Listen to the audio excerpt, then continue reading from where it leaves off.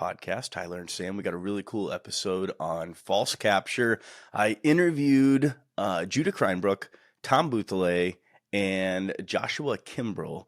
They just put out a paper on the concept. It was more of a case study of false capture when it comes to transcutaneous pacing. So you listened to the podcast, Sam. What were some of your thoughts?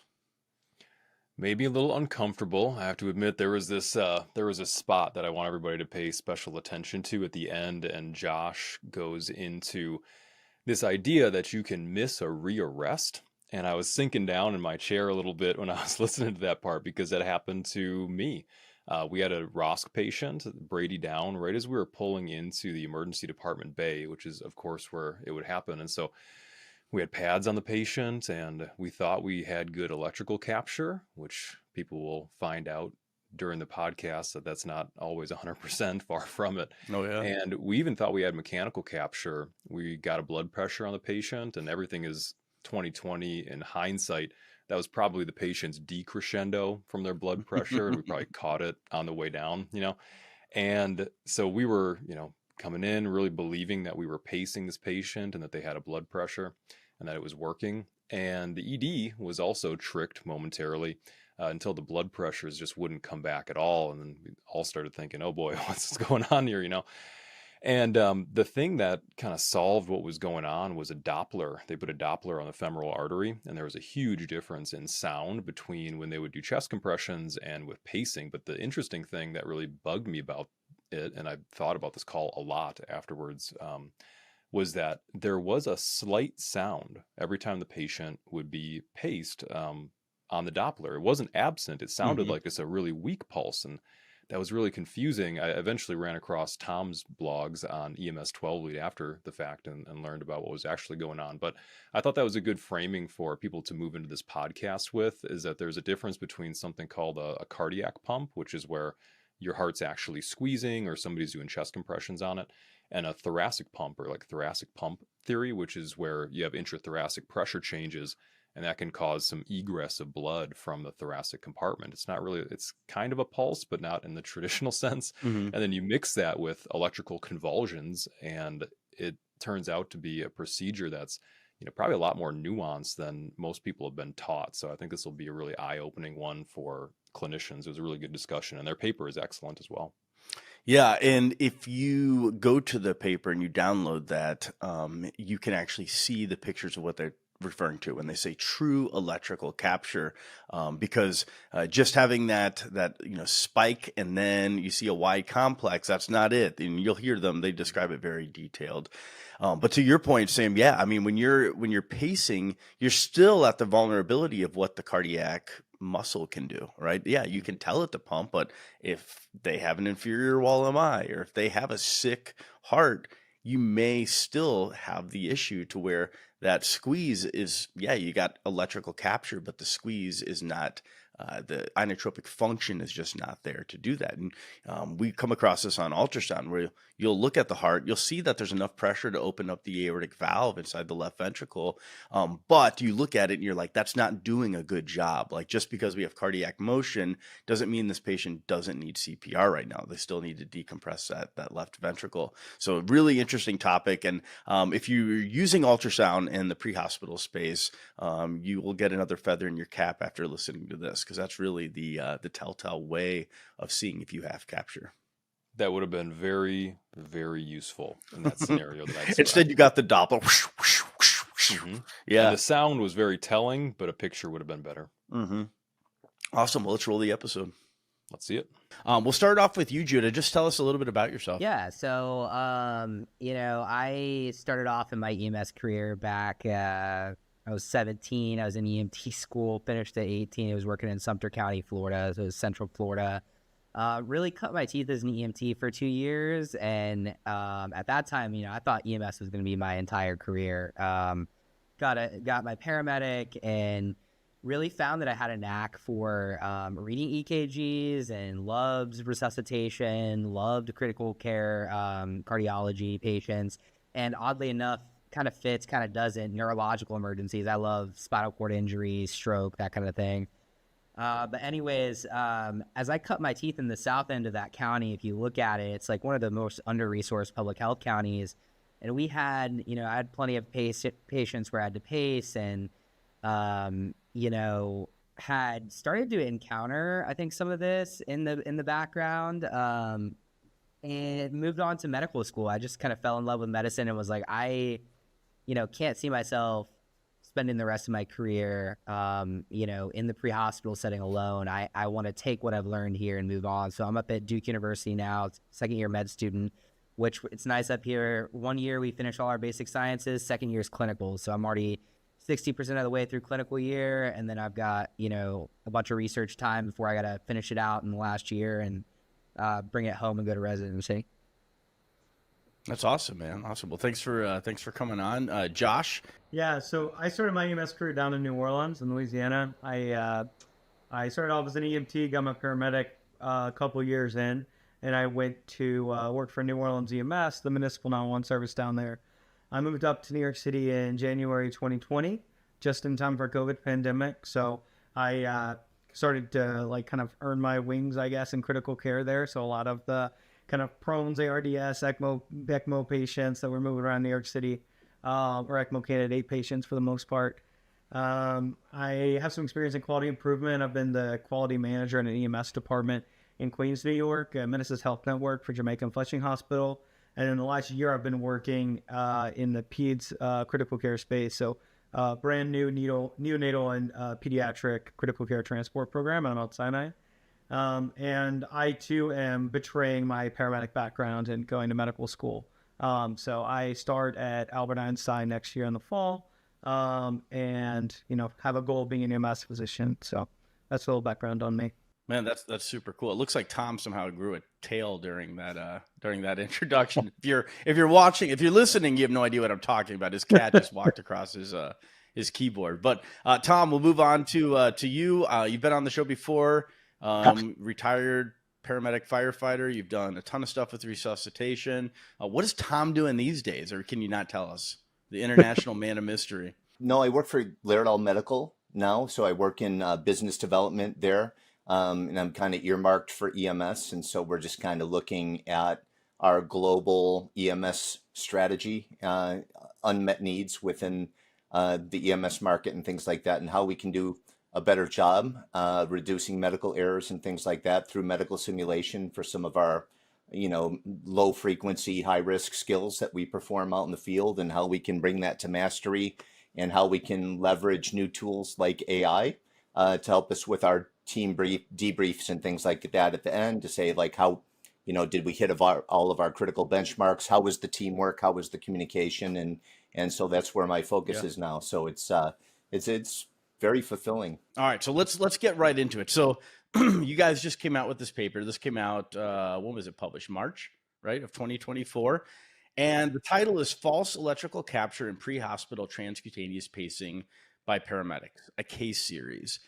Where did this come from? You guys are not even in the same state. So first of all, what gave you guys the idea to do this together? And what was the inspiration for this? Yeah. So it's kind of started with a little, I guess, Twitter conversation that was inspired by one of my quality reviews of one of my paramedics several years ago. So we had transcutaneous pacing, a case where I went back in our code stat review, your kind of in-depth ECG review of the cardiac cases with the LifePak 15. And we found, hey, this is false electrical capture. And I went to the crew and I was like, I did a Zoom call, showed them the ECGs, and they were like, I have never heard of this thing. What is false electrical capture? And I was like, you never heard of the guy, Tom Boutilet? He did the blogs, like, you know, phantom complexes, they get bigger when the current goes up. He's like, I have no idea what you're talking about. And I was like, it's a thing. I swear it's a thing. And so I did a PubMed search and I was like, false electrical capture. And there was nothing. There was nothing in the peer-reviewed literature that I could find that talked about this phenomenon. So I went back to his blogs and I read them and I was like, what is this? Like, why is there nothing here? And I actually sent Tom a cold email. I don't even know where I got his email from, or maybe from Twitter. I don't remember exactly how I reached out to him. And reached out to him. And sometime in that time frame, I like put out a tweet that was something along the lines of like, how is there no evidence for transcutaneous pacing and false electrical capture? We're doing this whole thing based on dogma, like a best guess. I don't know, based on some studies from several years ago, really decades ago. And Judah ended up reaching out to me on Twitter. So sometime in this time frame, we came with this idea that we could bring this false electrical capture phenomenon that I think people in tune to the EMS, like evidence-based medicine clinical community that had seen Tom's stuff and listened to podcasts, were into FOAMed, they knew about, but just wasn't in the literature. It certainly wasn't in the textbooks, and it's not in the ACLS guidelines. And so that kind of inspired us to do that in-depth look. And I said, like, let's see how often we screw it up and let's design a study. I'd never really done research before, and I didn't really have an idea of how to do it. But between Judah, Tom, and some paramedics at our EMS agency, we got it done. That's awesome, man. So real quick before I get into Judah, you elaborating a little bit on your side of it, but you said you were reviewing the code summary and you were like, oh, this is false capture. What made you say this is false capture? Were you looking at, I'm not even going to say anything. What made you clue in that that was I false had capture? bought into Tom's indoctrination a few years ago from his blogs. So there was this classic, what we called a phantom complex in the paper, and Tom describes it that way in some of his blogs. This like wide arcing electrical artifact, this kind of slurred stroke from the pacer that is wide and abnormal and does not have a discernible broad QRS with a T wave. And so this was actually, if I remember correctly, an unrecognized rearrest, because we had done these kind of in-depth cardiac arrest reviews for a while, because that was one of my big quality improvement projects was improving chest compression fraction and pre-charging the monitor and using a metronome and things like that. And so that when we saw that pacing, I was like, I knew that wasn't. So that's kind of what I saw that kind of perked my ears a little bit. Judah, so what made him reach out to you? Were you part of the Twitter conversation? Was it X or Twitter at the time? I think it was Twitter at the time. I don't think it had yet moved to X. So I've been active on med Twitter for probably the last like 2 or 3 years. You know, I've kind of had some, I'm gonna, be a little vulnerable. I've had some issues with my like EMS identity crisis coming into medical school, because I've just, I've always loved cardiology so much. And so I spent probably the first year of medical school exploring cardiology, and I had just been, kind of, Twitter was my way of staying up to date on what was happening in EMS research and in just pre-hospital medicine in general. And I started seeing this guy, Josh Kimbrell, all over the place. And I'm like, you know what? I had done some research during my gap year. I'd been running, some papers like close to publication and a bunch of internal medicine topics. And there were some things that were interesting to me, but I couldn't really get it out of my head that I have like really unique anecdotal experience out in the field. And I think a lot of medics do, because you just encounter things that not a lot of other people encounter. You think about medicine differently than, somebody who's trained straight in MD school or as a researcher. And so I reached out to Josh. I was like, hey, like, do you have any, I saw like your, poster at such and such, I forget what it was. And I was like, do you have anything that you're working on? We started on some, other stuff. And then one day, I think he like WhatsApped me or something. It was just like, hey, I've got this like false electrical capture thing. You ever hear of Tom Boutilet? And as luck would have it, I mean, I've been, reading Tom's stuff and, the ECG blogosphere for forever. One of the guys on EMS 12 lead that used to post all the time was actually one of my mentors, Ivan Rios. He's a paramedic down in my neck of the woods. And so I knew a lot about ECG interpretation, and I had actually had a few cases that were like this, where, you could tell that there really wasn't any clinical improvement. And if you assessed it really carefully, you just knew there was something kind of off with the ECG. But those calls, and I think as our paper shows, like these are really sick patients that are getting this typically. Yeah. So let's get into the paper. So what did you guys do? This was a retrospective look at paramedics who thought they had capture, and then you went back and you said whether they had capture or not. Is that correct? Yes. Essentially, we did this retrospective look where I went from the beginning of when we got CodeStat, which is Physio Control's like retrospective review software, where you can do in-depth cardiac arrest analytics for the most part. So you can calculate chest compression fraction, chest compression rate. So we got that in, I believe, March 2021, which is when we started the study. And I went and requested an IRB because I'd already looked at some of these patients from a quality lens. And I went to our hospital's IRB because we're an EMS system that's affiliated with the hospital system. And I said, how do I do this? How do I get started? I want to do March 2021 to present. And I want to look at every patient that had documented transcutaneous pacing by paramedics. And so we ended up setting up this research protocol where essentially I trained 2 paramedics on how to recognize electrical capture. And that was done using a lot of Tom's materials. We used cases that were not involved in the study, so we used other cases. And we had the 2 paramedics blinded to each other's responses, evaluate whether there was true capture or not. So one of like the fundamental things that I think makes this tricky, I guess, for paramedics in like the acute resuscitation like environment is that it's easy. It's not easy. It's easier when you go back and look at these calls and you look from right when the pacer started and you can watch the electrical artifact we call phantom complexes. You watch these get bigger as the current goes up. And so we trained them to look at the specific spot where that phantom complex turns into a discernible QRS and T wave. And so we went back, it was 23 cases.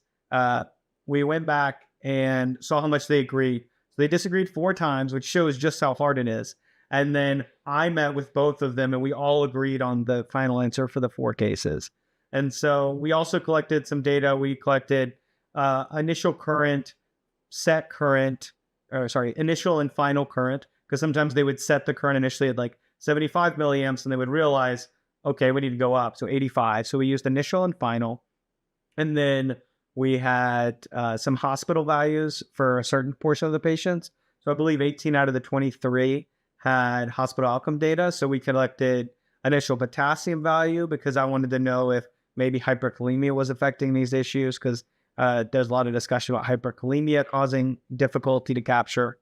We got neurological status of discharge, CPC score, and a few other things just to kind of see where things are. And so that's kind of how we set the study up. And we did our analysis to say, how often are paramedics getting true electrical capture? And then, was true electrical capture associated with increased blood pressure and survival? And so we knew, just with the way these things are, that a lot of people that hadn't been bought into this idea that electrical capture was hard and that manual pulse palpation was not reliable, that we would need to convince them. So one of the ways that we did that was connecting to before and after blood pressures. And so that was one analysis we did where we found that patients in the true electrical capture group had a higher jump in blood pressure than those that did not. So that was basically the framework for our study. And we just wanted to put it out, I guess, into the ether that, hey guys, maybe the way we do pacing is wrong. Like if maybe it's not, maybe this idea that you turn the current up until you see the QRS get really big and then you feel for a pulse and then you're good.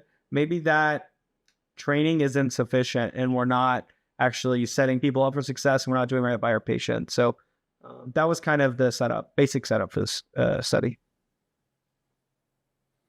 Yeah, that's super interesting. So I typically, when I'm teaching pacing, I tell people to look at the pleth wave. And if you see pulsatility on the pleth wave, then you have capture. Is that hold true all the time? Is there any variance to that where that doesn't help and you could still have that and have false capture? Because I feel like if you're generating enough of a pulse pressure to generate the pleth wave to detect that, then you have capture. So I kind of want to add in here, one of my huge things and goals in my career is to make, EMS and ED research more rigorous. And I think Josh did a really good job of explaining kind of our design features that, would help others believe that what we had is really false electrical capture. You bring up a really good point. But if you're rigorous and you go into the literature, there's actually cases in the anesthesia literature where pleth waves perfectly match venous pulsation. Scott Weingart actually has a recent case in late 2023 reported by a Canadian physician where he had a patient in a ventricular escape rhythm right around 20, turns the pacer up really high, thinks he has capture, he's in the ED resus bay, he matches it with pleth wave, and he actually winds up having to confirm capture using POCUS because his patient's not improving. and the pleth wave matched perfectly. Now, the exact pathophys as to why that happens, I don't think we know. We surmised in our paper that pulse ox could certainly be helpful, but I think that there's still just so much that we don't know about how exactly to confirm it. One thing I think we can say for certain, looking at the literature, is that this has happened historically. Capture problems have been noted in history, and since the first TCP devices were kind of starting to get to market in the 80s. I think that we know that that POCUS is likely the gold standard, right? If you can visualize the heart and you can visualize that you have, matching there, you're great. But I think our main point is that there is a difference between electrical and mechanical capture, right? There is a possibility that you have an electrical capture and you don't yet have mechanical capture. But if you don't verify that electrical capture piece, logically, you will never get mechanical capture. It is impossible for you to get it. Hence why, we measured the blood pressure and did that in a blinded way. The raters only had access to code stats, so they couldn't even see the blood pressure. They couldn't see the age. They couldn't see who this patient was, who the treating paramedic was, any of that. Because you can get T waves in PEA, right? Yeah. So what is the T wave? What is that representing when you see that on capture that's making you see that you have true capture? You're saying you have true electrical capture, but you're not confirming true mechanical capture. Is that correct? That's correct. So the way we worked this study is we just looked at electrical capture. Where mechanical capture comes in is we looked at what did paramedics report, right? And so I think a big finding is that in all the cases of false electrical capture, which were over 80% of all cases, in every one of those cases, the paramedics said that they had a mechanical capture confirmed via manual pulse palpation. Gotcha. So, and that's, and we've all been taught, like, you don't feel the wrist, you want to feel like the femoral, because sometimes it can cause and I think you can probably feel a fake pulse anywhere. It's such a poor thing that we're very poor at checking pulses, and I think you can feel phantom pulses, you can feel your own pulse. So you're saying in the ones where they had claimed that they had capture, but you could see that it was not true capture, it was as phantom, that they were still saying that they felt a pulse with. Correct. Yeah. So Tom, what's your thoughts on this? So you kind of you put out this blog, you had this idea, they actually went out and looked at this. Did anything in this surprise you, or was it pretty on par with what you had mentally projected?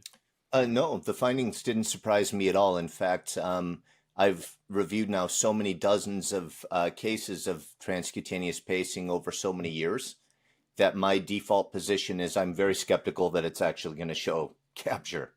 It's so rare. It's a real treasure when you receive a case and it's like, wow, they actually had capture in this case. So I think what ends up happening is, you're dialing up the milliamps, and the complexes are getting bigger and bigger, and also the skeletal muscle contractions are getting more and more pronounced, and it's pretty impressive, honestly, when you see that. And the other thing that's notable is a lot of times the patient's getting more alert because they're being stimulated by the shocks, you know what I mean? And the skeletal muscle twitching.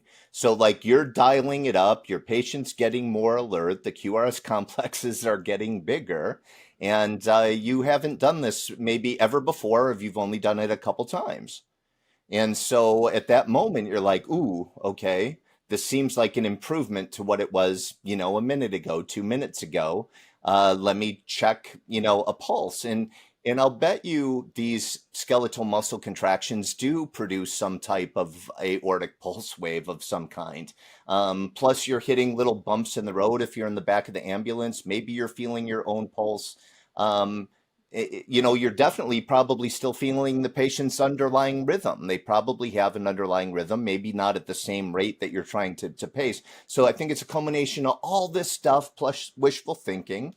That you feel something that you mistake for a pulse, and when that happens, then you're going like this first departure from what should be happening and what is actually happening. You've fundamentally misunderstood the situation. And that's particularly tragic if that masks a systole or masks a shockable rhythm or something like that. Like there can be other consequences to all this. But I think it's really, really understandable from a human factors perspective why it occurs. So let's say I'm a paramedic, I'm listening to this, I'm going out and I have a patient who needs to get paced, right?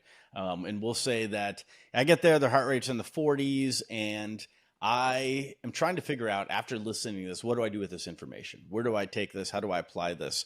Would you guys agree that you should turn up the capture until you see a spike with a complex, Y complex, and a T wave? Once you see that, you know you have electrical capture. And if you're getting higher and higher and you're not seeing that, you may need to realign the vectors, right? Maybe instead of going here anterior lateral, you go anterior posterior. You start changing that up, similar like what you would if you had a patient who was in refractory VTVF and you couldn't shock them out of it. You would want to start changing that up. Do you guys agree with that so far?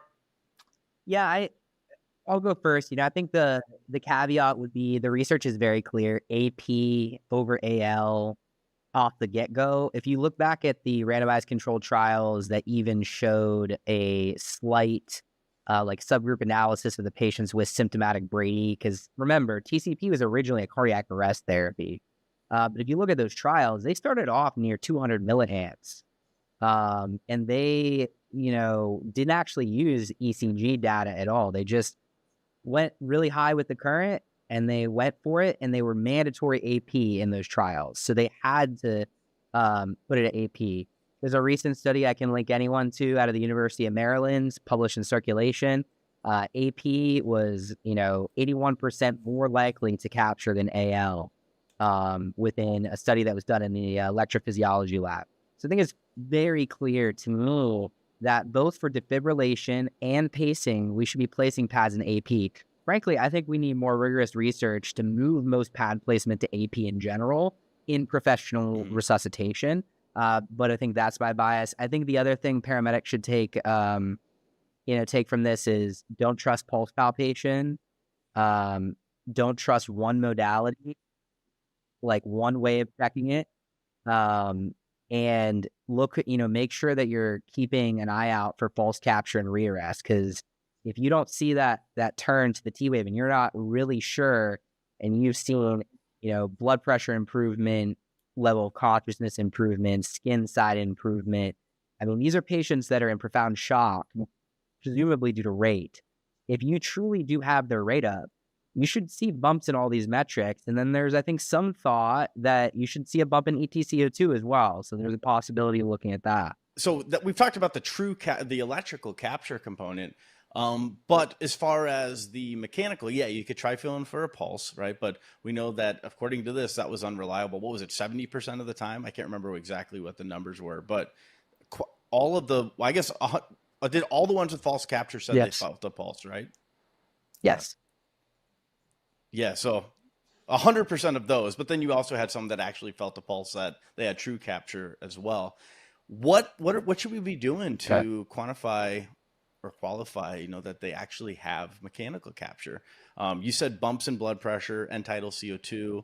Is it a multimodal approach? Do we use pulse ox, feel a pulse? If you have ultrasound, use that. There's not really one gold standard for it. There's not, and I don't think that we've done a good enough job in simulation for this as well. Like the times that I've seen this simulated, like you might set a capture threshold just because you don't know any better. You might set it for 60 or 70 milliamps.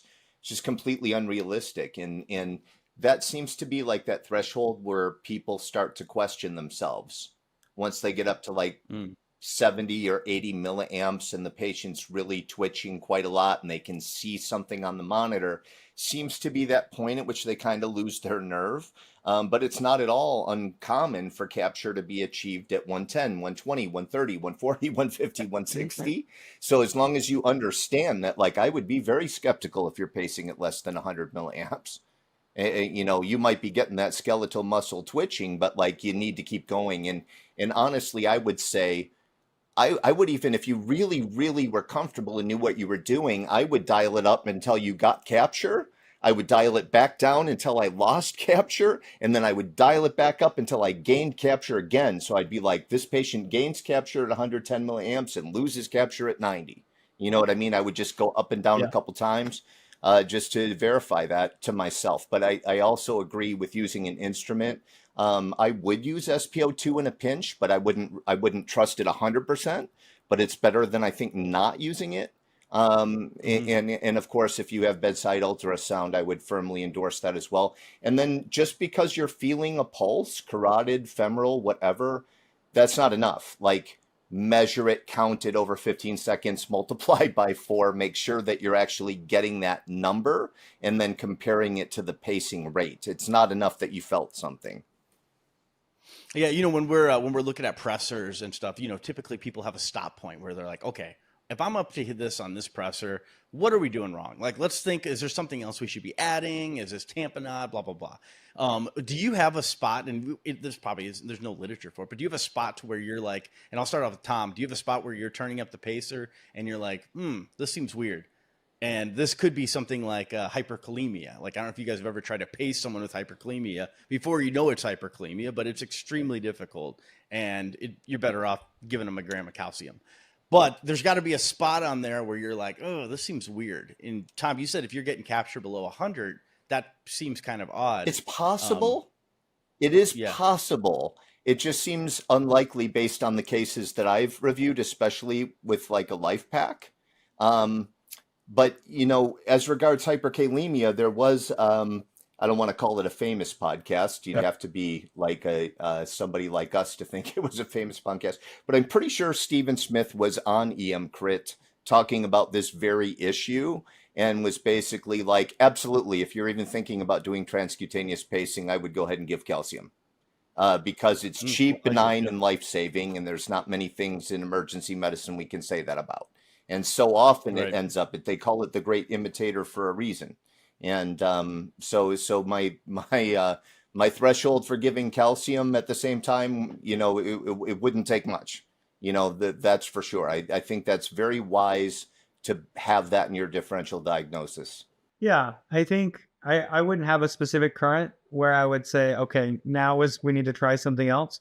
But I think what is really important about transcutaneous spacing is you should always be skeptical that it is being done successfully. So whether you have pulse oximetry, femoral pulses, whether you are certain you have a QRS and a T wave on that monitor, you should be continuously vigilant and skeptical that it's working. And so, using all the tools that you have, consistently thinking, hey, I might be doing something wrong. There might be something off. And I think that's where we like fail our paramedics when we're educating them, when we're training them early in the process and throughout their career, because when you, and we've alluded to this already, when you're in your initial EMS education, you're learning about pacing. You get your ACLS case and your patient has a sinus bradycardia at 40 and, I give 1 milligram of atropine. Now, I used to give 0.5, whatever. Now you're 1 milligram of atropine and, it doesn't do anything. It's like, okay, well, I turn on the pacer. I increase the current so I get electrical capture, which always seems to happen where 70, 75 milliamps, which is where our median current was for our false electrical capture. You stop there and, I think a lot of our paramedics kind of, LifePack has that dial that you love to just like roll. And I think there's this tendency to go up to kind of that number and then look and say, oh, it's wide. Because there's a difference between the way that pulse capture, that phantom complex looks at 75 milliamps, because there's more artifact that's disrupting the ECG. So it could look like a QRS depolarization. And so I think fundamentally, slowly increasing it while you're skeptical, slowly increasing it, not that we're sitting there with a dying bradycardic patient and wasting our time, but methodically going forward. And once you get that electrical capture, really making sure that you check with all of your skills. Yes, you're going to check a femoral pulse instead of a radial pulse or a carotid pulse. Yes, you're going to use pulse oximetry and see if you get a pleth wave with each QRS. Yes, if you have POCUS, you should focus the heart or at least the carotid to see if there's pulsatility there. And you should see if there's a boost in capnography. And with all of those things, you should still be skeptical. So I wouldn't encourage like a certain point where you're trying something else. I would encourage you throughout the process to doubt the efficacy of the intervention and to consider on all of these patients, is it possible they're hyperkalemic? Is it possible this is like a Brash syndrome? All these different things that could cause the bradycardia that we might not be fixing. We're just temporizing if the pacing is successful. Awesome. And I'm going to put a link to the show or to this study in the show notes. And then if you have any of those pictures, I couldn't see, did you have some of the pictures of what that looked like in the study? I'm looking at it on, it's probably just the read only. I don't have the full text of it, but did you actually have in there the pictures of so the that's ECG? actually why we used case series as the subtitle. Some people might have called this a retrospective cohort study.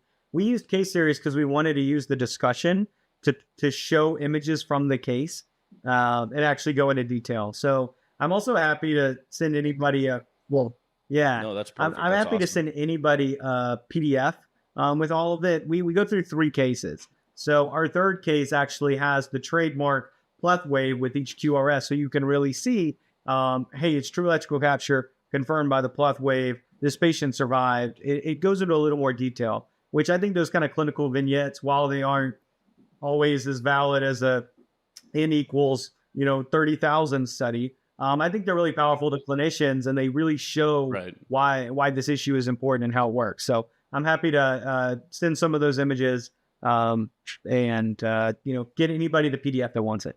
All right, Josh and Tom, and it looks like Judah had some internet issues, so he'll be back here in a second. But let's say you guys are coming in and you're the flight crew, you're intercepting with a paramedic ambulance, and they are pacing somebody right now. And you have to do what I call the electric slide, where you're switching from their pacer to your pacer, from their monitor to your monitor. As far as I've seen, there is no clear documented good way of doing this.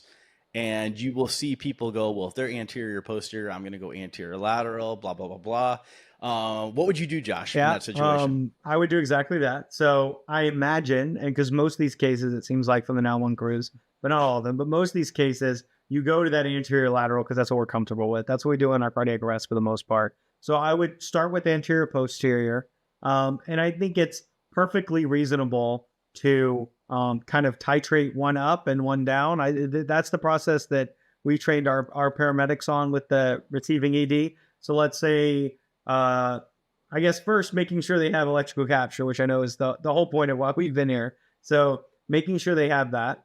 And if they do, slowly down trading one current, increasing the other until we get to that same mark.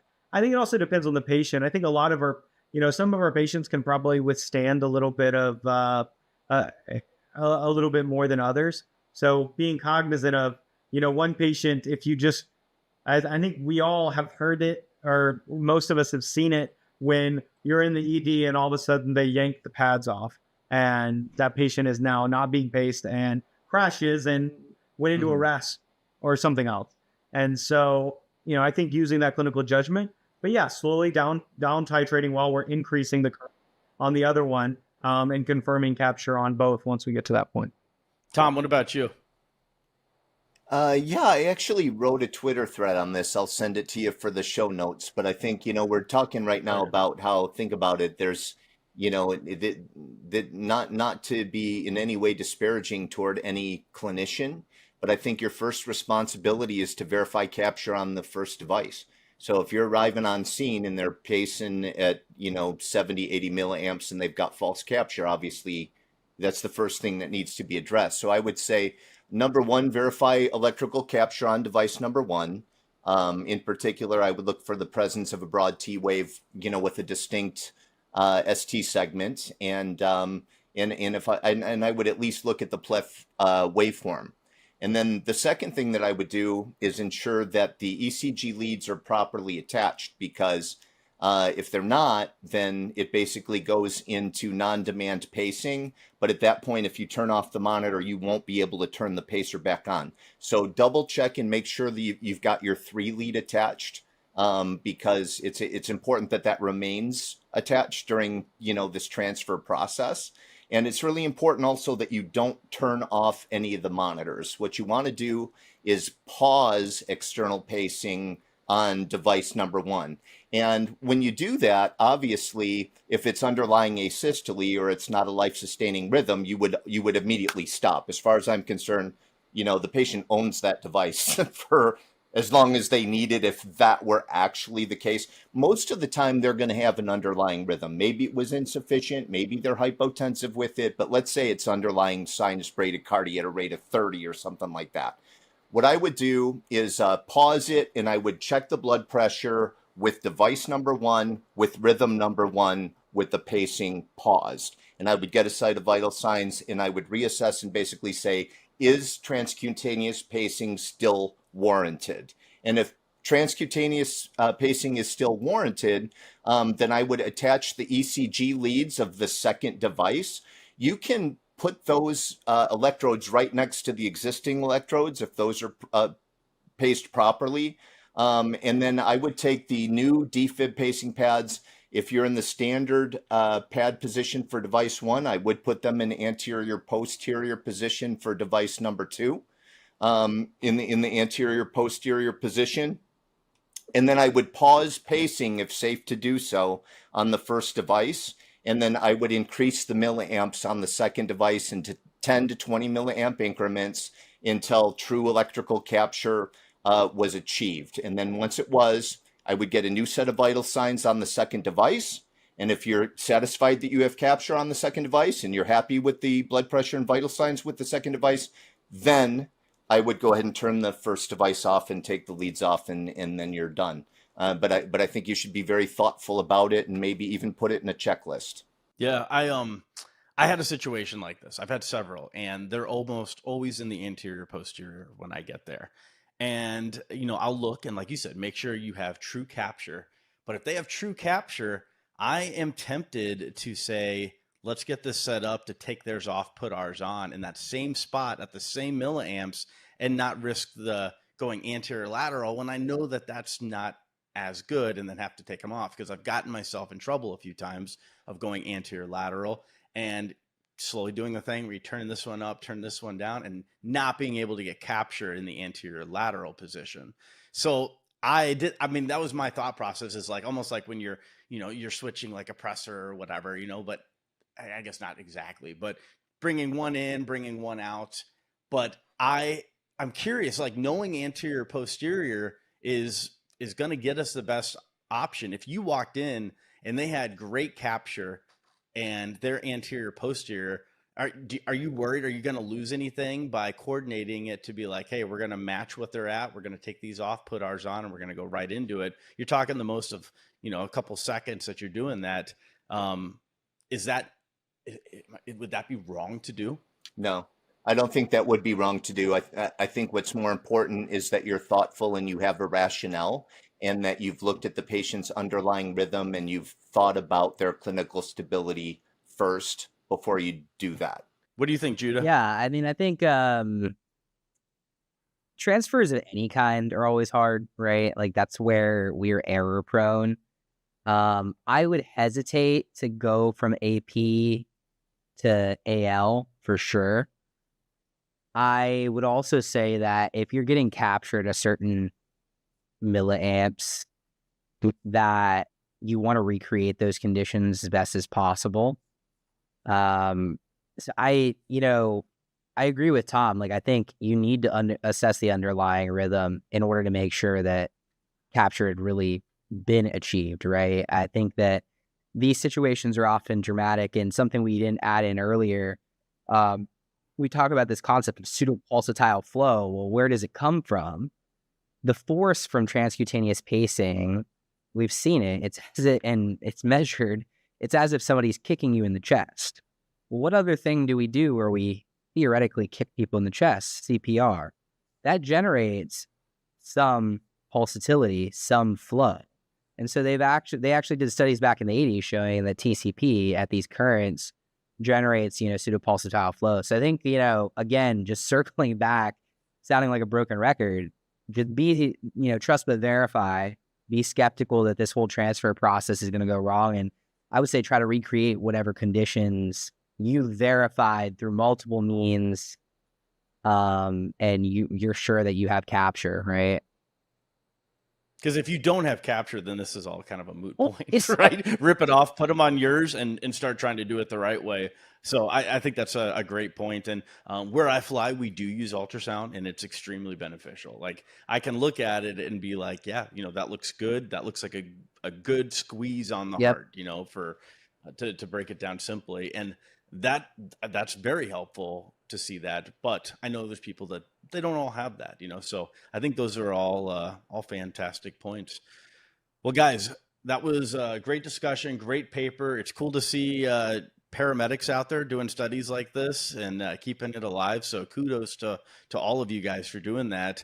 Is there anything else that you guys would want to add before we break out? I think something we haven't talked about, and I'd love listeners to walk away with is, if you're so sure about transcutaneous pacing, you need to ask yourself, what's the evidence that there are equivalent treatments to transcutaneous pacing as it currently stands?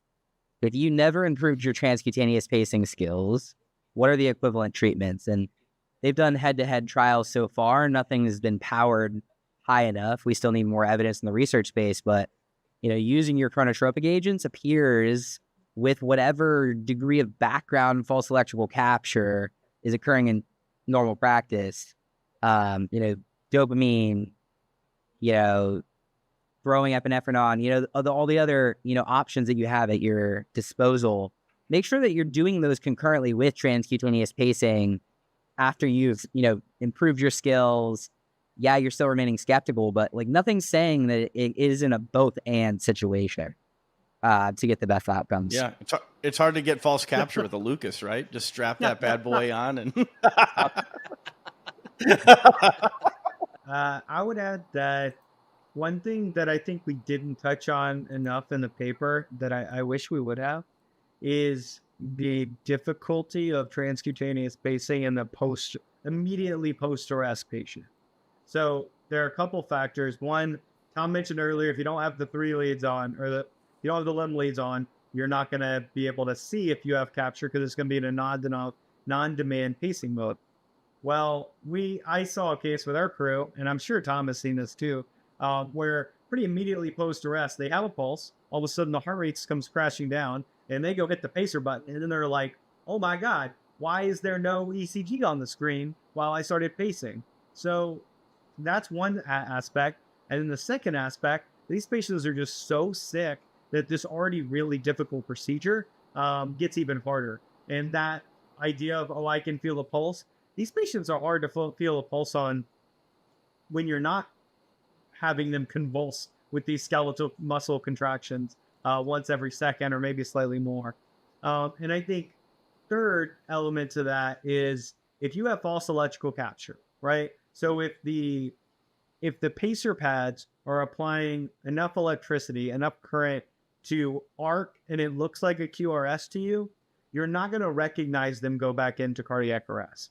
And so my hunch is that there are probably patients that are having rearrest that is unrecognized because false electrical capture is getting in the way of that.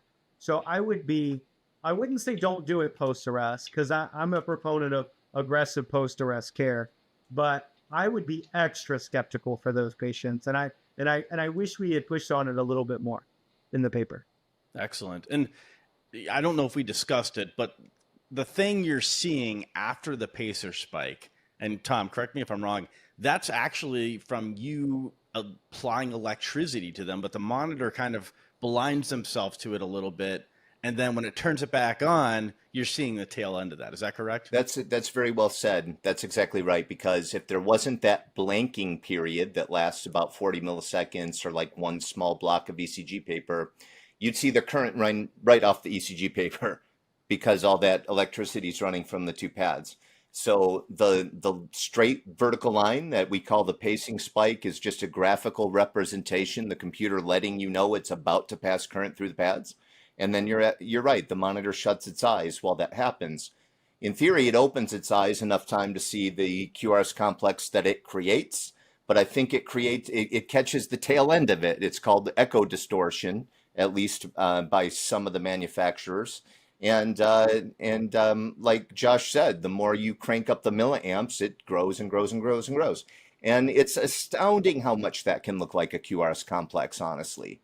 But it has an almost perfectly vertical takeoff, and then it has this like gradually curved focus best to baseline, not a distinct ST segment. So it might have a little pseudo T wave, but not a distinct ST segment and a really identifiable T wave. But that is something that you need to be taught. And there's just nothing in our textbooks. And the way we simulate it right now needs to change for us to be able to do that safely. It's inherently learnable. Once you know it, you know it.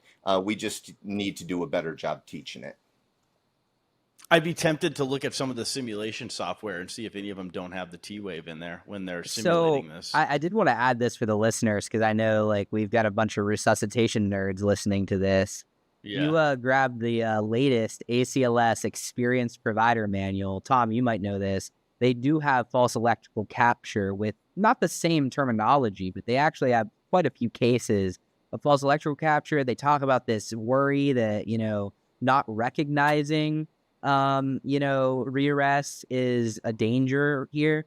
I truly think, and I'm going to throw this out there from the research side, I think that we need to immediately start testing this device head-to-head with chronotropic agents. And if we can't solve this problem in a year or two, I think we need to do something, because if this is happening at the rates we saw in our paper, I think like this is an immediate patient safety issue that needs to get solved.